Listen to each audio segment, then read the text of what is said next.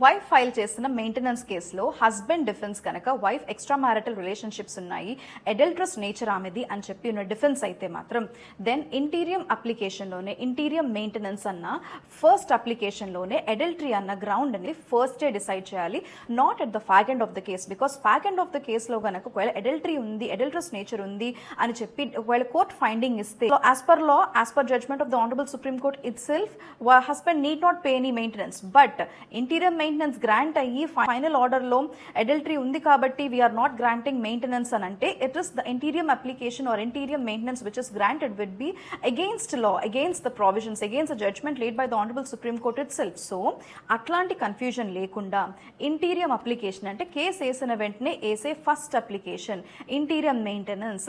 Case అయిపోయేంత వరకు నన్ను మెయింటైన్ చేసుకోవడానికి నాకు ఎట్లాంటి సోర్స్ ఉండదు కాబట్టి ఈ నాకు హస్బెండ్ నుంచి మెయింటెనెన్స్ కావాలి అని చెప్పి వైఫ్ వేసుకునే అప్లికేషన్ ఇంటీరియం అప్లికేషన్ అంటాం. సో ఇంటీరియం మెయింటెనెన్స్ అంటాం. సో ఆ ఇంటీరియం మెయింటెనెన్స్ స్టెప్లోనే అడల్టరీ అన్నది ప్రూవ్ అయిందా, ప్రూవ్ కాలేదా, వ్యాలిడ్ గ్రౌండ్స్ ఉన్నాయా, వ్యాలిడ్ ఎవిడెన్సెస్ ఉన్నాయా to adduce and to show that to satisfy the court whether there is a valid ground or valid prima facie evidence regarding the adultery. So అది అక్కడే దాన్ని చూసి అప్పుడే interim maintenance అన్నది grant చేయాలి.